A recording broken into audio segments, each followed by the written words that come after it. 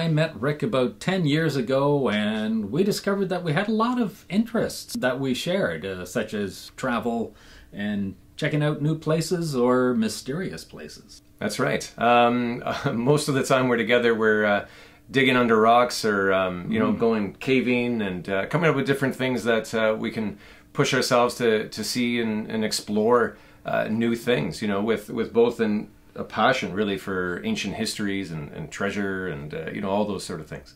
And I guess it begs the question, as soon as the trip is done, the next thing we ask is, yeah, what's the next adventure? Right. And the next adventure is a doozy. Kevin just told me about this guy I'd never heard of before, and instantly I was intrigued. Yeah, Forest Fenn, very interesting guy. He has a history of archaeology. He has his own archaeological dig, digging up native ruins in New Mexico, as well as he was a fighter pilot in the Vietnam War and made his millions selling art. But the most interesting thing that this guy did is he decided to hide a treasure. He loves stories like Indiana Jones, and he took a box of gold and jewels and other ancient artifacts and he hid it somewhere in the mountains. The clue is it's hidden in the mountains north of Santa Fe. So obviously that's a massive search area, and we needed to narrow it down a little bit. What Forest Fenn did is he actually wrote a book, his memoirs, called Thrill of the Chase. And in that book, there's a series of stories and also a specific poem. And my girlfriend actually treated me to a gift of a copy of that book. Yeah. Not the easiest book to find. Yeah, there's only, I think, 1,000 copies of this book, so it's hard to get a hold of. The other thing is that he's got a poem, and the poem has clues on how to find the treasure. The poem is actually a map in a way. It's a cryptic poem. I believe it contains 9 specific clues. Begin it where warm waters halt, and take it in the canyon down. Not far, but too far to walk. Put in below the home of Brown. From there it's no place for the meek. The end is ever drawing nigh. There'll be no paddle up your creek, just heavy loads and water high. If you've been wise and found the blaze, look quickly down your quest to cease. But tarry scant with marvel gaze, just take the chest and go in peace. But the book, it's got some interesting hints if you know how to read it the right way. So Kevin and I started doing crazy amounts of research, poring over this book over and over again. And I noticed one thing that kind of stood out as a little bit strange. The book it's filled with a bunch of different drawings. And one of the drawings is initialed. None of the other drawings, are. So based on that, we tried to take a closer look at that drawing. I pointed out to Kevin. Yeah, Kevin, I remember that. Yeah. He borrowed the book. He took it home. I kind of took the book and was looking at it upside down and examining it really closely. I found something really interesting hidden in one spot of the image. It looks like there are some words written. And it looks like it says fly touse. Maybe it's our minds playing tricks on us, but we're both pretty sure that that's a deliberate move. Doesn't look like it quite belongs there. Right. So based on that, we decided to narrow our search area down to Taos in New Mexico. Now, we have tried to email Forest Fenn because on this book, it actually has his email address. But obviously he's a busy guy. And I'm sure he gets 1,000 emails a day. Yeah, haven't had a lot of luck there.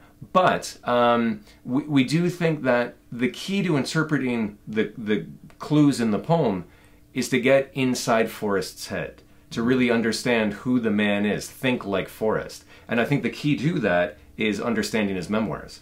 The chapter that sticks out to me is Tea with Olga. I think that was a very special event in his life, and I think that where he hid the treasure is a place that's certainly special to him. I think there's something hidden in there about his archaeological exploits, or maybe his personal hobbies like fishing. I'm gonna find something. I'm sure we can glean a little more information out of the book, and once we get to this area, I think things are going to come together. We bought our plane tickets. We're putting our money where our mouth is. We're ready. That's it. We land tomorrow, and we can't wait to get our feet on the ground. Yeah, stay tuned for the adventure.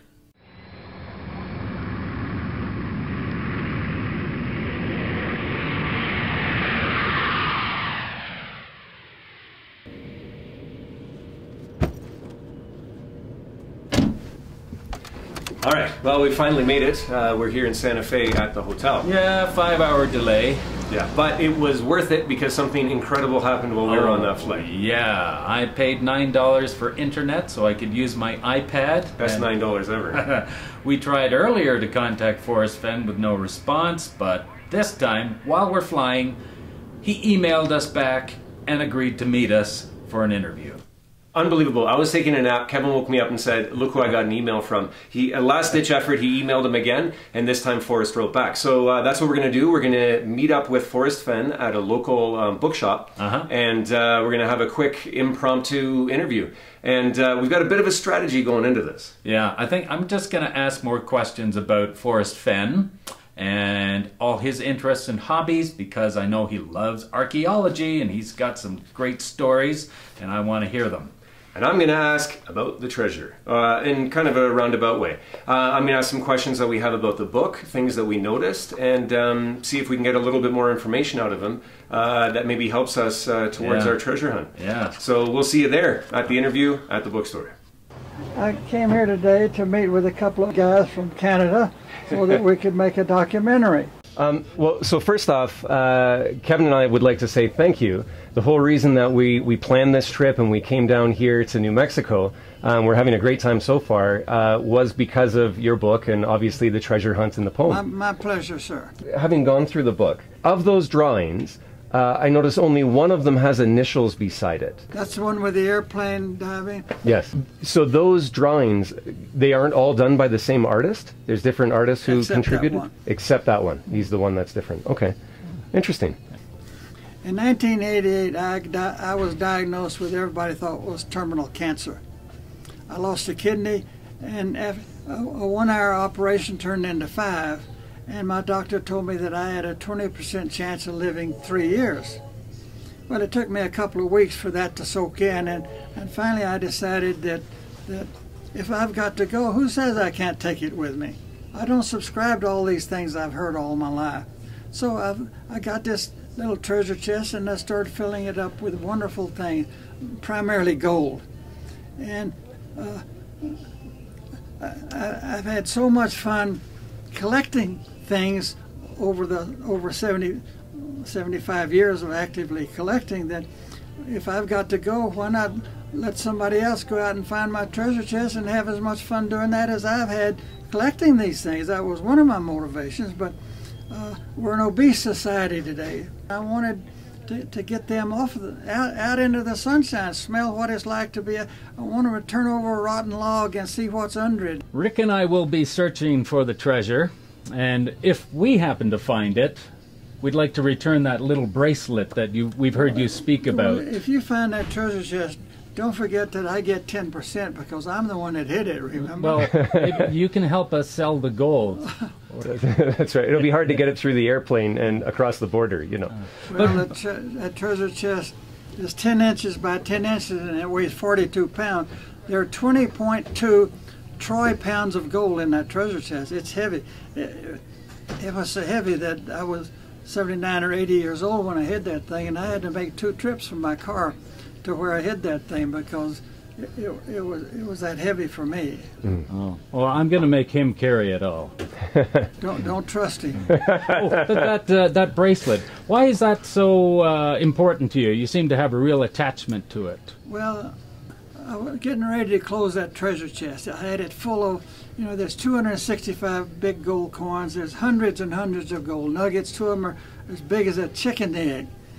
And I had there's some beautiful little ancient Chinese jade carvings and a Tyrone and sinew necklace that's 2,000 years old. I mean, wonderful things in that necklace.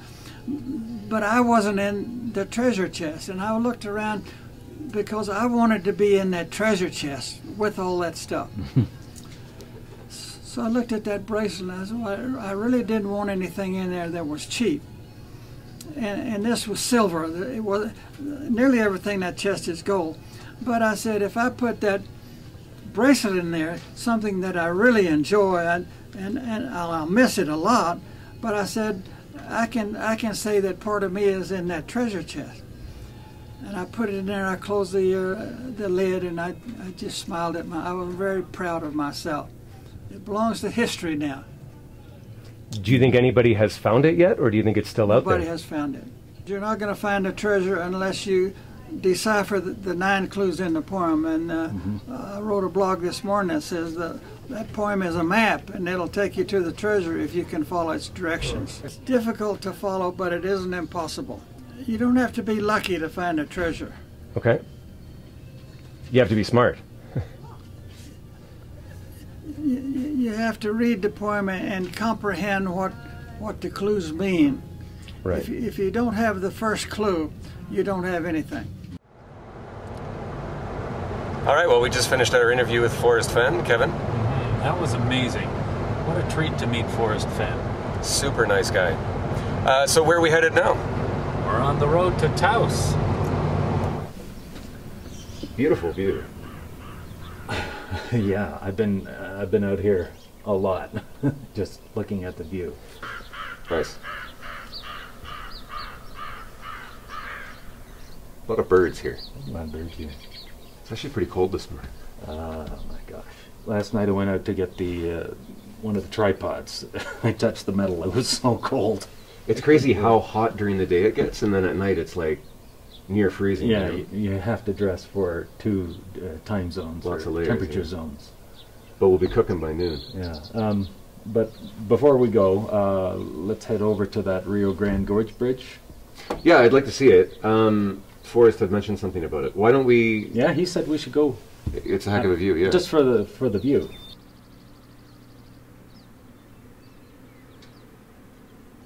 Well, Forrest was right. That's a serious view. Yeah, but this isn't the bridge that I want to start the treasure hunt on. It's the Taos Junction Bridge.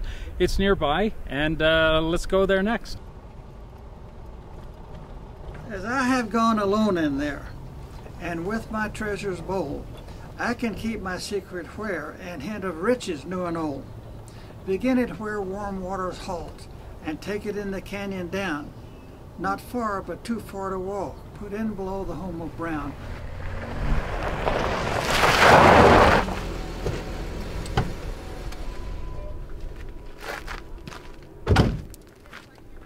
I know you love fishing. My father, he used to take the whole family way up in the woods, and he always wanted to find the fishing hole that nobody had been to.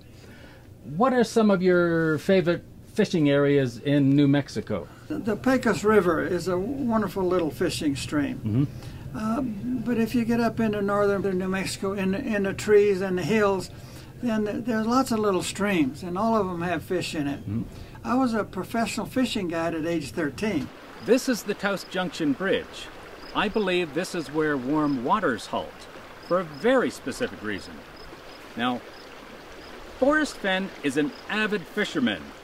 New Mexico is the only state whose fishing regulations, indicate fishing waters as warm waters. Now, special trout waters are above Taos Junction Bridge, and warm waters are below. So I believe this is where warm waters halt. We're right about here. This is the Taos Junction Bridge, and I want us to get down here. This is the Arroyo Hondo Canyon, and I think that's where we need to go do some searching. Okay, Rick, Hondo Canyon is just a few miles or so below the Taos Junction Bridge, which makes it not far, but too far to walk. And just before we get there, I want to pull over and show you a spot alongside the Rio Grande that I believe is the home of Brown, which makes Hondo Canyon the spot to put in. We are just about to enter Hondo Canyon, and I think this is the home of Brown. Massive amounts of brown rock. In ancient times, the Puebloans would scrape the patina off these rocks to use it in their pottery and artwork. So we're going into Hondo Canyon, below the home of Brown.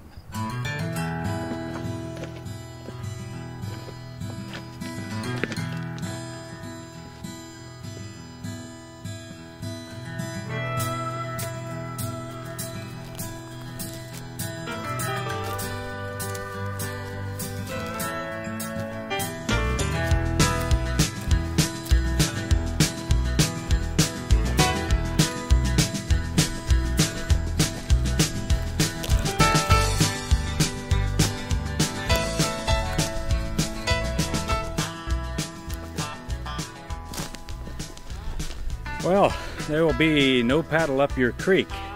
This is a dry riverbed. As you can see, just heavy loads and water high at the top. Is there water there? Let's go find out. Kevin, you know this is like prime rattlesnake country, right? You have to be extra vigilant. Yeah, I wore 2 pairs of socks. Well, Rick, we've been all over the place. Neither of us have seen anything that we could call a blaze. The only thing blazing is the sun. Yeah, I know. And no water, no waterfall. Definitely there is water at some point of the year here because this is a runoff. But no treasure. There is a treasure trove of minerals here, though. But not the treasure we're looking for. Always the optimist. I think we're done for our hike today. Let's try your idea tomorrow.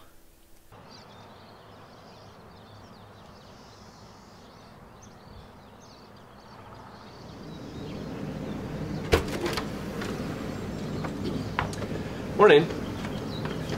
We somehow managed to survive Kevin dragging us into Snakebite Canyon yesterday. You don't like snakes, Rick? Not when there's a million places that they can hide. But today, I'm hoping that we have a little bit more luck. We're going to follow my version of my interpretation of the poem and the clues. And to do that, we need to head over to Taos Pueblo. Oh yeah, I want to see that. The Pueblo should be fascinating.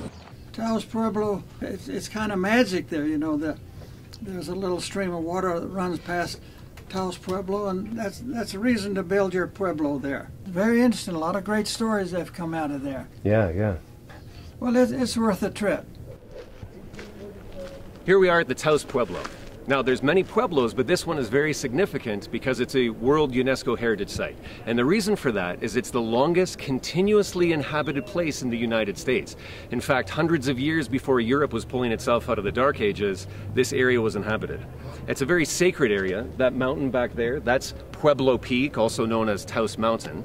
And it's sacred because behind it, there's something called the Blue Lake. And essentially, to the natives, that's their Garden of Eden. It's the source of all life, making this a very spiritual place. In fact, it's the only place in all of America that land was given back to the natives because of spiritual reasons. And that happened in 1970 with a bill that was passed by Nixon. As well, this area was the focal point for Vasquez de Coronado's expedition, the Spanish, when they came in looking for the 7 cities of Cibola, which is the 7 cities of gold. A chapter that sticks out to me in The Thrill of the Chase is Tea with Olga. That's a great story, isn't it? It is, it is.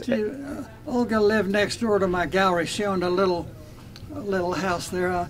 Olga knew that I wanted to expand my gallery, and the only place to expand it was through her property. And she called me on the phone one day. She said, "Forrest, can you come see me?" And I said, "Yeah." And I went over there with her. Her lawyer was there. And she said, "Forrest, I'm dying of cancer." She said, "I will write into my will that you can have my property at its appraised value if you'll spread my ashes over Taos Mountain from your airplane." We signed a little piece of paper that said that, and we did that. Now, why did she choose Taos Mountain for her ashes to be spread? She told me that her father's ashes were on Taos Mountain, and she wanted to go back and be with her father. One thing that stuck out to me was you mentioned you and her had a ritual of drinking tea together. And you mentioned very specifically green tea, black tea, you know. Was that a very important thing that you two shared, or why were you so sort of... You're asking me to put an X on a map, isn't it? Yeah. You say, next question. It was a special memory that you shared with her, Yeah. the tea drinking? Olga was special. Yeah. Okay. That area back there, very, very spiritual. And that is the Taos Mountain where Fenn spread Olga's ashes. And so I think his tea drinking was warm waters flowing. And when she passed away, that's when warm waters halted. So I think it's his way, that's the little clue, that that section, that mountain, is where warm waters halt. Now, of course, this is the most significant pueblo, and a pueblo is adobe homes, which is made of clay and straw, and all brown homes. Put in below the home of Brown. For this area we're going to search, this is our home of Brown. Begin it where warm waters halt, and take it in the canyon down. Not far, but too far to walk. Put in below the home of Brown. There is a canyon just to the east of the Taos Pueblo. However, only natives of the pueblo itself are allowed to go there because it's sacred. If you want to find another canyon below the home of Brown, take it in the canyon down, that leads us here to the Taos Canyon, which is following Highway 64, and on a map is just a little bit south of the pueblo itself. Now, it's not too far, but too far to walk because you're not able to walk through the native lands to get here. So we've driven our way down, and the next clue, there is no place for the meek. Well, we'll show you in a second what we think that means. The river behind me is the Rio Fernando, or the Fernando River. Now, this river follows all the way along the Taos Canyon. Now, it's significant because Fernando in Spanish actually means brave or conqueror. It's no place for the meek, it's a place for someone who's brave. Now, the Taos Canyon is made up of smaller individual canyons, and it's one of those that we're heading to next. From there is no place for the meek. The end is ever drawing nigh. You can see behind me there's a sign that says Casita de Piedra. Now, that's significant because that means home of stone. And in the chapter Tea with Olga, Forest Fenn refers to Olga's home as her little casita. And he doesn't often use Spanish words in the book, so I feel like that's a bit of a hint.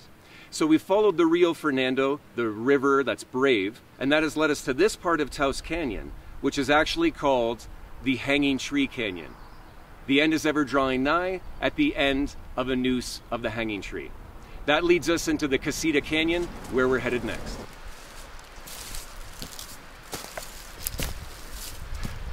In this canyon, there should be a creek that we're looking for. There'll be no paddle up your creek, just heavy loads and water high. We're following this stream up the canyon. We can see that there's this small creek that runs up the canyon. It forks right and left. If we stay to the right, that'll bring us right into Casita Canyon. Now, the clue is there is no paddle up your creek. Obviously, it's flowing downhill and it's very small, so you wouldn't be able to row up here. So again, all of the clues in the poem are falling into place.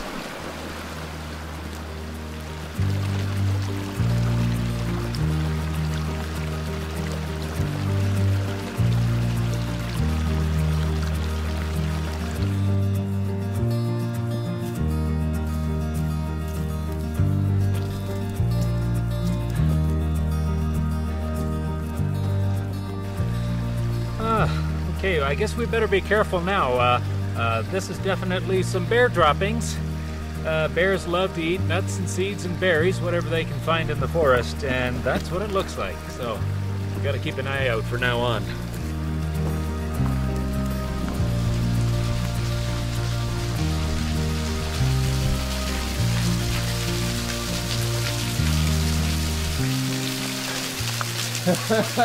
That is a waterfall, Kevin. Not a very big one, but that's a waterfall. And I'm willing to bet if Fenn hid the treasure at the top of Casita Canyon, he hid it up here. Rocky outcropping, heavy loads, water high. This could be it. It could actually be here.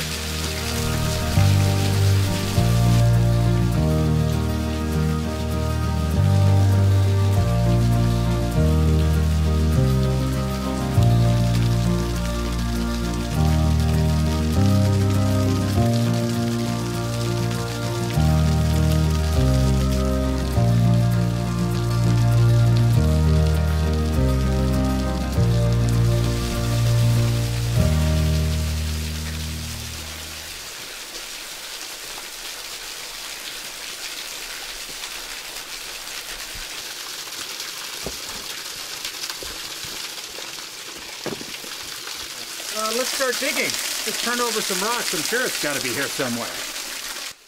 If you've been wise and found the blaze, look quickly down your quest to cease.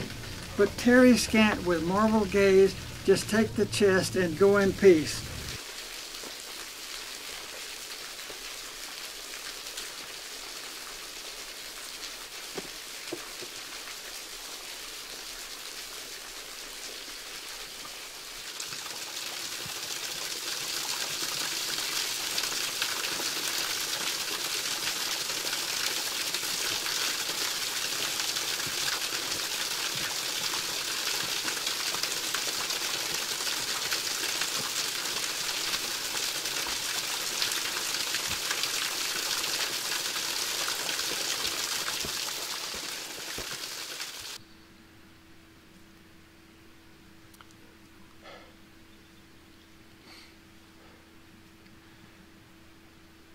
It's not there. It's your fault. You're an idiot. He looked at the map upside down. We're lost. No, seriously though, we dug under everything. There's no blaze. Couldn't find a blaze. There was a fire pit. But Yeah. I mean, I was so sure. You know, all of the clues in the poem lined up every step of the way. Yeah, it really did line up. But that's the thing about that poem, you know, is it's vague enough that there's a lot of different ways you can interpret it, and that's, I'm sure, why it hasn't been found Yeah, yet. it could mean just about anything. But like Forrest wrote in my book, keep on looking. Fenn's treasure, it's out there somewhere. So why is it that I must go and leave my trove for all to seek? The answers I already know. I've done it tired and now I'm weak. So hear me all and listen good. Your effort will be worth the coal. If you've been brave and in the wood, I give you title to the gold.